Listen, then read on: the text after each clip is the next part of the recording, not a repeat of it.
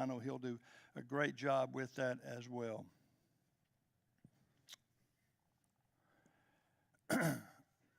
My junior and senior year in high school, during September and October, on Thursday or Friday afternoon after school, I'd walk downtown and I'd stop at a business that had a couple of pool tables. I'm just going to leave it at that. The man's name was Frank. He ran that place of business. And he invited me to come in when I was a junior. But he invited me in for a really good reason. He wanted to know about the game Friday night. And he figured I could give him a pretty good scouting report, which I did for a couple of years. I'd go in, and he gave me a free game of pool. And while I was playing a game of pool, I'd tell all the fellas about the game that was going on Friday night. And I would share the report, and then a lot of times it would be followed by the game that we had previously played. And I had a good time doing that. They wanted to know about the game. They wanted to know about the team and all of those kind of things. So I'd go in and I'd talk to them about that. I don't recall at all any alcohol that was in there. And there was only an occasional, as I recall, there was an occasional use of a brief profanity if a short shot was missed.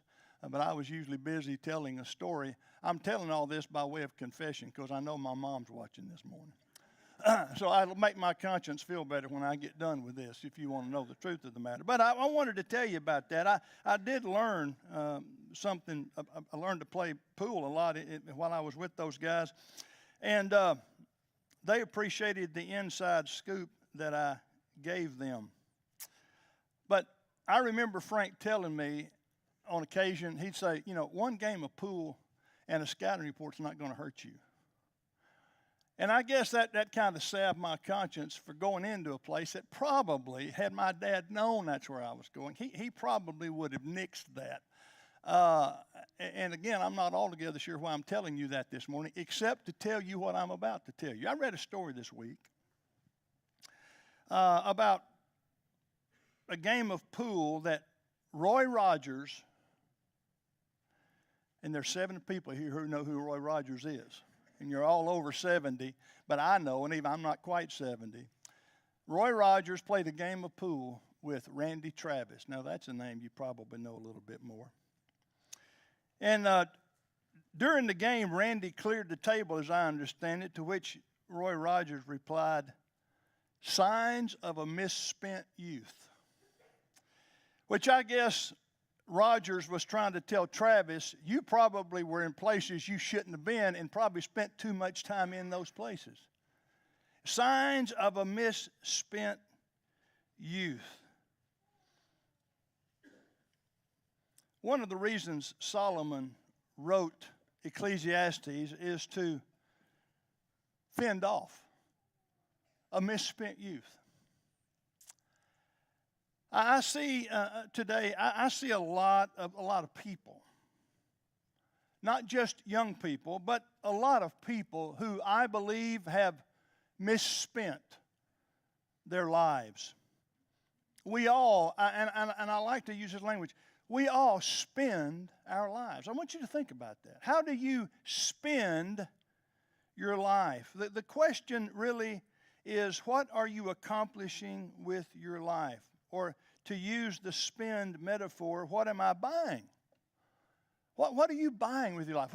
What are you investing in, and what will be the outcome of how you spend your life? Isn't that really what Solomon is doing in the book of Ecclesiastes? He's trying to tell us, here's how you spend your life if you want the greatest reward. A reward that is otherworldly. That's the difference. So somehow we've got to get our mind wrapped around the fact that there's something greater out there that we've not seen, but that we've been promised, and it will be worth the effort that we take, the effort that we put in to obtain that. And that's the difficulty, I think, for a lot of people. Well, I don't really know about that. We're told about that. Academically, we're told about that in Scripture. But because none of us have seen it, it remains something that's just a little bit oblivious to us, and it's somewhat out there, and it makes it hard for some people to attach themselves to that very thing. And so what I want us to talk about today is I want us to extend what we talked about last week a little bit. Last week we really started in Ecclesiastes 11 as we talked about the bottom line and thinking about some of the things that Solomon would say, I believe. Generally speaking, that Solomon said these things, and he talked about some things toward the end of chapter 11 that we need to do, which were rejoice. Rejoice in the fact that you have life. And as I tried to get across last week, some people are just not happy about life. And I know there are difficulties. But what he says is you need to rejoice about your life. Understand that it's something that you've been given that you don't have to have. It could be taken from you. So while you're living, rejoice in that life and remove sorrow, or as we talked about last week, vexation of spirit. Take that away. You can't avoid that, but he's saying don't let that sit on the burner and just affect you your whole life. Deal with it and move on from it. I think that's the idea. And then, of course, as he moves into chapter 12, he talks about you need to remember your Creator, and you need to remember your Creator while you're young. That's an advantage to any of us in our youth if we remember the God who created us. So I want to go to part 2 today. And as you have probably deduced, part 2 is going to be the end of the book of Ecclesiastes that says this, beginning in verse 9, and moreover, because the preacher was wise, he still taught the people knowledge. Yes, he pondered and sought out and set in order many proverbs. The preacher sought to find acceptable words and what was upright, words of truth. The words of the wise are like goads, and the words of scholars are like well-driven nails given by one shepherd. And further, my son, be admonished by these. Of making of many books there is no end, and much study is wearisome to the flesh. Let us hear the conclusion of the whole matter. Fear God, and keep his commandments, for this is man's all. For God will bring every work into judgment, including every secret thing, whether it is good or whether it is evil. I mean, Solomon knew what he was talking about. He not only had wisdom, but he had wisdom from God. And what he was allowed to do is live his life and be affected by all the things that affect us. And then he reached the conclusion that we've just read about.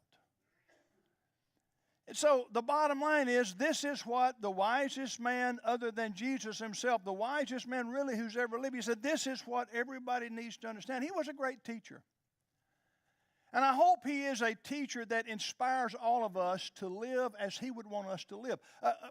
I've read this recently. The mediocre teacher tells. He or she just tells a student what a student needs to know. The good teacher explains. There's another layer in there. It's not just I'm going to tell you something. I'm going to explain that to you. That's what a good teacher does. The superior teacher demonstrates. That's another level to the previous two. But the great teacher inspires. Some of us are what we are because someone has inspired us to be that. They didn't just tell us about it. They didn't just explain something. They didn't probably just demonstrate something, but there was some level of inspiration that was given to us to move us in the direction that many of us have gone.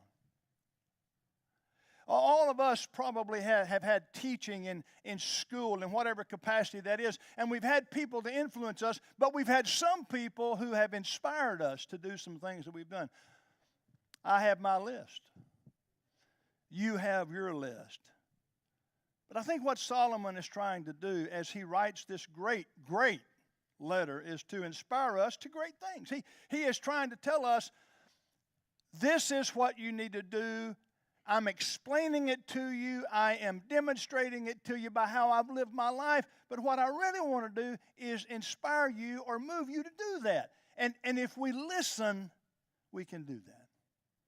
So what I want to do today is just look at a few things from these last few verses that I hope will inspire us. Now, before I say that, let me say this, and I'll probably say this again at the end. If you're in this audience this morning and you are not fearing God, or at least, if I could say it this way, you're not concerned with God things. You may or may not believe in God. But you're clearly not concerned about God things. I want you this morning to think about this. I want you to ask yourself then, where is your life at? Where's it going? Well, what's going to be the end game in your life? If you're not concerned about fearing God and keep His commandments, then what is the end game for you? And I would suggest this to you. If you're satisfied with what that end game is without God, that's your business. And I doubt, I'm sure that I can't persuade you otherwise. I'm just another voice. Solomon's a voice. But I hope if you're here this morning and you're not inclined toward anything that relates to godly things the way God intends, I hope you'll give some thought to this, to what we're going to talk about for a few minutes. The first thing that I would suggest to you, that coming out of, beginning in verse 9, is that Solomon would say, the strength for this life is found in what you can hold on to.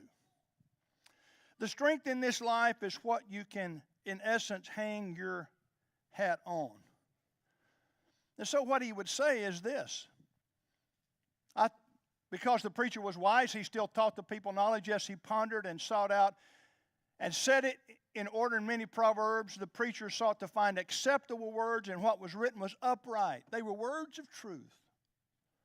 The words of the wise are like goads, and the words of scholars are like well-driven nails,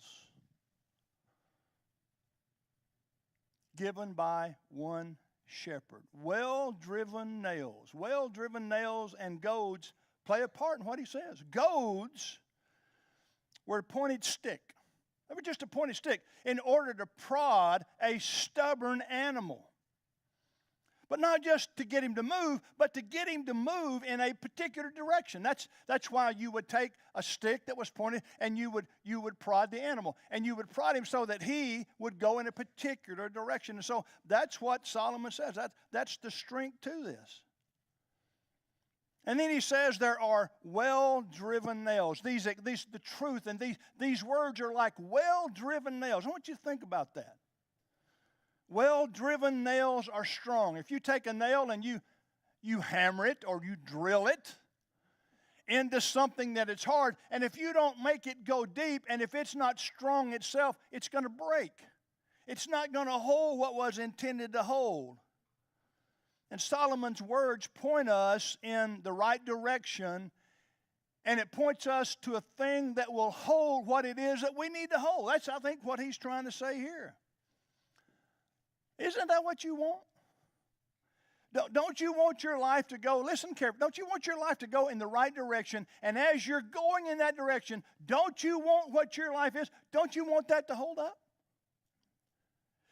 So what I see among a lot of people, first of all, they're not going the right direction.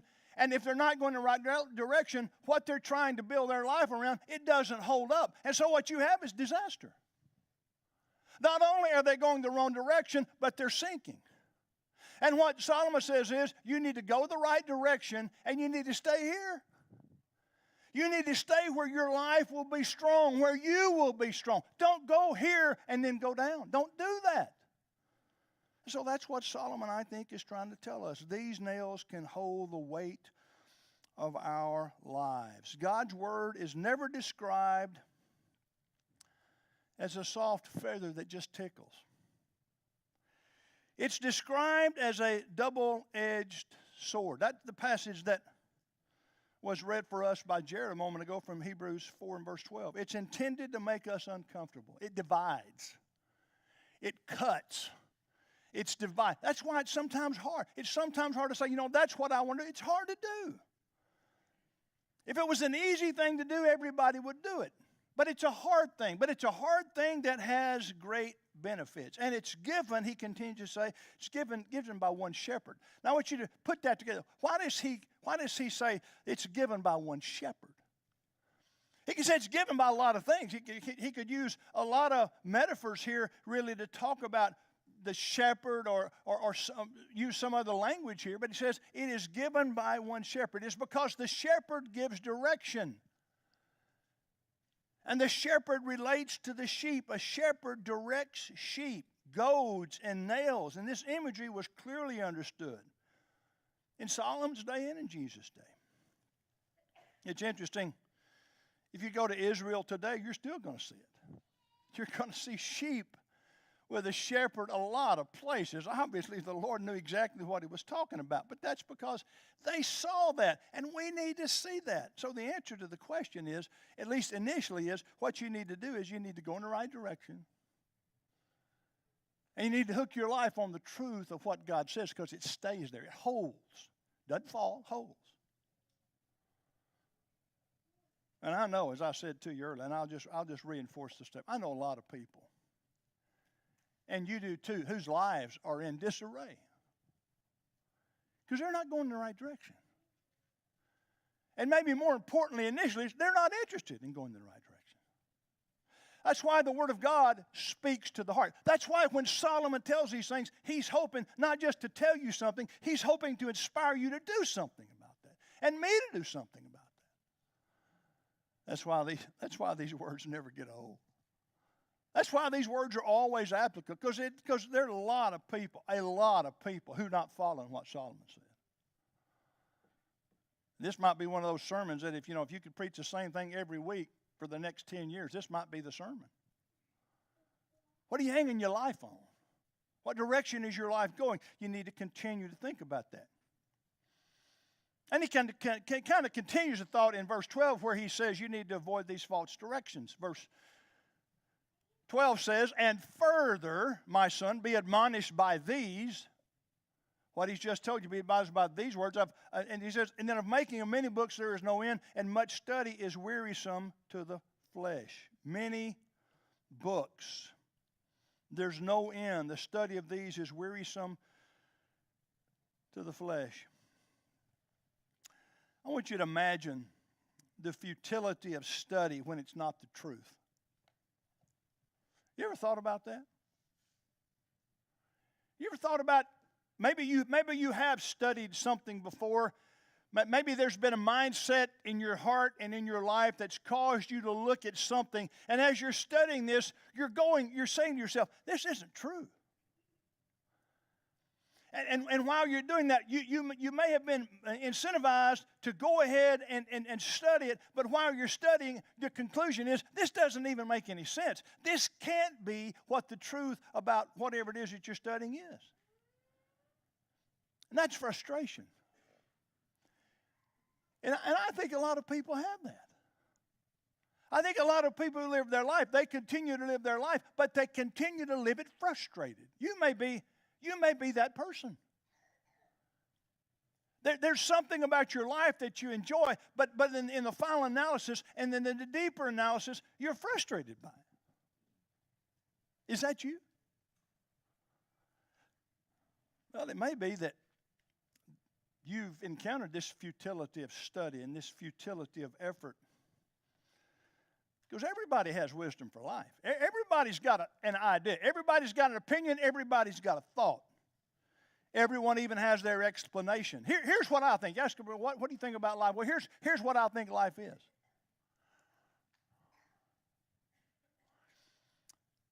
I was talking to Mitch. This just came to him. I was talking to Mitch yesterday. He and I were together, and we were just talking about people. And we're talking about why don't people do what they ought to do?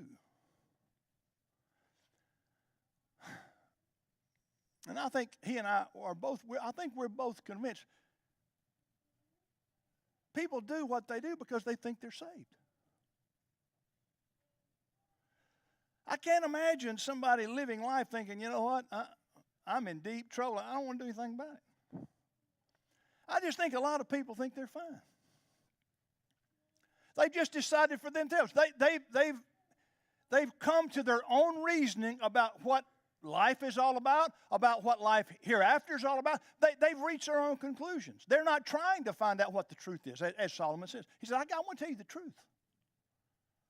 But they've reached some conclusion that says, you know what, this is what I believe, this is what I'm going to do, and everything's going to be fine. I really think a lot of people feel that way. And as a result, they're not interested in talking about God. It may be that they think, you know, I'm a good person. I'm a really good person. I'm in all these civic clubs, and, you know, I got a good family. You know, I don't beat up anybody. I've never been in jail. Only had one speeding ticket. I'm pretty good fella. And I think a lot of people just simply think that is the deal. And the way they do find out what it is that they want to feel good about in life is that they'll listen to a lot of other people. They'll listen. In this day and age, people listen to podcasts. I'm confident many of you, especially those of you who are younger, listen to podcasts. Or you read blogs. Or you find self-help books. And I'm not innocent of some of this myself. Are you looking for these 5-minute-a-day videos? You're looking for something that's good. And I'm not diminishing any of those. I'm certainly in no way saying don't do that. I do some of that myself. But if any of that is not guided by the foundation of God, it's worthless. It's just worthless. And I would tell you to stop paying attention to it. Unless it's grounded in something that's going to strengthen the faith that you have in God Himself. Isn't that what Solomon's saying? There's some good to be gained from many books or anything. You add to that what you want to put. And every generation thinks that they've gained some benefit. Those of you who are younger think very quickly that, you know the best way to raise kids. And you may. You may have a better way to raise them than my wife and I raised ours, or that my parents raised us. But the fundamentals are the fundamentals. They just are, and they're always going to be. But people who separate themselves from God don't have the answer. I'm telling you, they don't have the answer to life. And if you have separated yourself from God, you don't have the answer. I don't care how much you listen to. I don't care how much you read.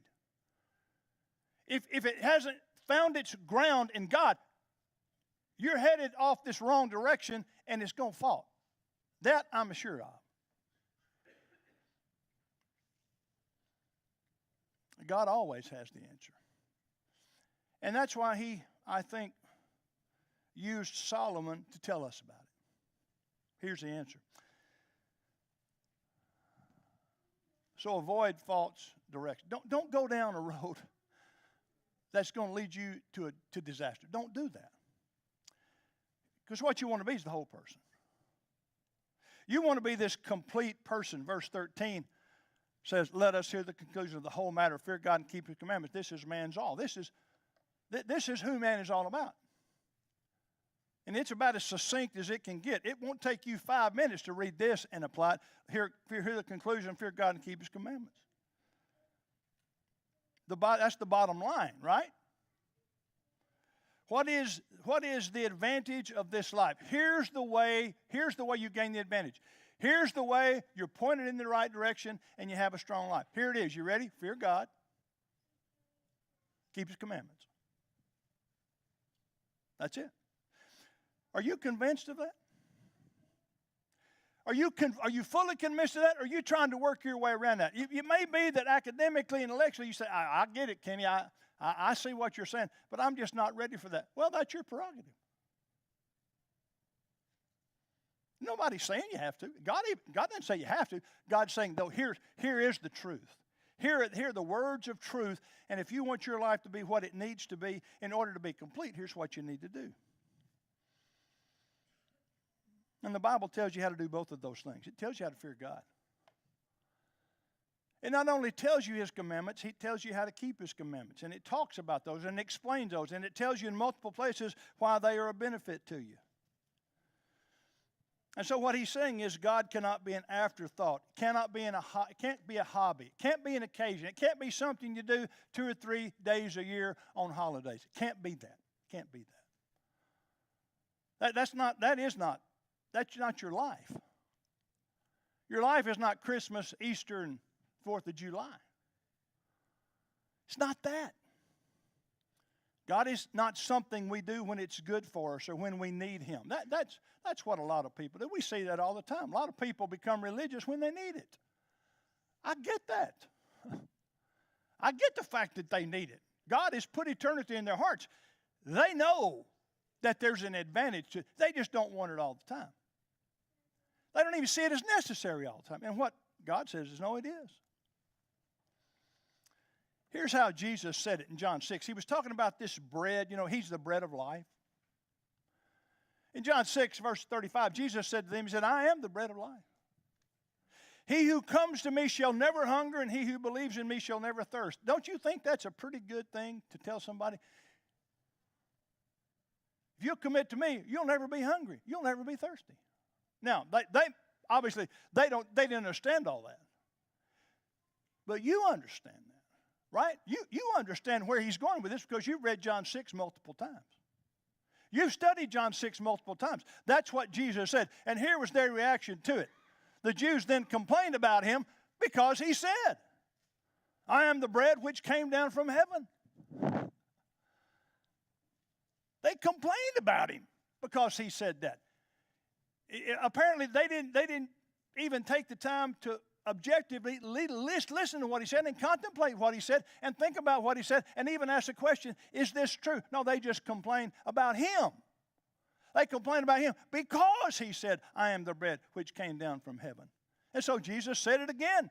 When you get to verse 51, I'm the living bread which came down from heaven. If anyone eats of this bread, he'll live forever. There you go. Okay, that's something else that He said that He's added to it. You'll live forever. I like that, don't you? And the bread that I shall give is my flesh, which I shall give for the life of the world. Now there He's confusing them again maybe, right? But He's trying to get them to see. So in verse 52, the Jews therefore quarreled among themselves, now saying, how can this man give us his flesh to eat? Now we got another issue. They're still not understanding. And I get that, but Jesus is trying to help them understand, right? And so He goes on to explain it even further when you get to verse 53. Then Jesus said to them, most assuredly I say to you, unless you eat the flesh of the Son of Man and drink His blood, you have no life in you. Whoever eats my flesh and drinks my blood has eternal life. And I'll raise him up at the last day, for my flesh is food indeed, and my blood is drink indeed. For he who eats my flesh and drinks my blood abides in me, and I in him. He's just adding layer upon layer to the good conclusion, right? As the living Father sent me, and I live because of the Father, so he who feeds on me will live because of me. He who feeds on me. I mean, that's pretty strong language. You feed on me, you'll live. This is the bread which came down from heaven. Not as your fathers ate the manna. Not that kind of bread. They're dead. He who eats this bread will live forever. He who eats this bread will live forever. Your whole life has got to be about Jesus. And I think that's something that we wrestle with. I think it's something that I wrestle with. That there are a lot of things in my life that compete for my attention. There are a lot of things. There are some things that compete for my attention that I quickly see. What a waste. What am I doing? What am I doing? That's one of them. Right? It's got my daily crossword up here. Well, picture my grandkids. Now, that's worth looking at every now and then, but don't you spend way too much time with this right here? Way too much, right? I do. But for a person who's committed to having a life lived for Jesus, I may have to reevaluate a lot of things. You may have to reevaluate a lot of things. Because Jesus said, I'm the bread of life. Not these other things that you're involved with in your life. He's not negating those other things. He's just saying you got to make sure that those things aren't what you're focused on. And it is easy for us to focus on those things, I think, because I know how I am. It's one thing, folks, to spend a week or two thinking about a sermon and preparing what you want to say. It's one thing to do that. It's another thing to think about Jesus and how he affects your life. Now, that's one thing a preacher has to deal with.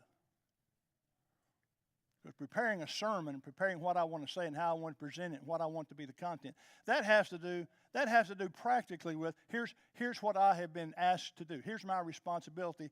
How am I going to do that? How am I going to present that? What am I going to say about that? That's one thing. That's part of my life. But the other part of my life that's even more important is, what does that mean to me? What does it mean to me? I do Bible readings, as you might expect. I do Bible readings. I do quite a few Bible readings. Some of you do quite a few Bible readings, but you're doing it because it affects you. You're doing it, I believe, I would imagine, because it's having some value to you. I have to reassure myself of why I'm doing it sometimes. Are you doing this because it's intended to help you? Or Kenny, are you doing this because your intention is to help them? Those are two different things. And I have to be cautious of that. My whole life should be Jesus, whatever that looks like. But it's got to be that. It's got to be that I understand that he is the bread of life. And then finally, let me suggest this. You have to trust God. You just have to trust God. Verse 14, for God will bring every work into judgment, including every secret thing, whether good or evil. It's interesting. God's not going to leave anything out. God knows everything about your life. He knows things that you've forgotten. He knows things you'll never remember. He knows those things. And it will affect. It will affect how he renders judgment. Is that not what that says? He'll bring every work into judgment, including every secret thing, whether good or evil. I'm not suggesting that he's trying to destroy you and he's not going to have mercy and grace. I'm not trying to say that anyway, but I am saying this.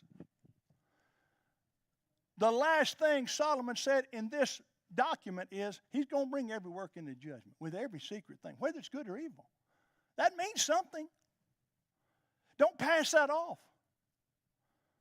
Don't just treat that like, well, that's no big deal. I think the real conclusion is what he said in the previous verse. Well, it's the conclusion, but he says this about the conclusion. He's going to bring everything into judgment.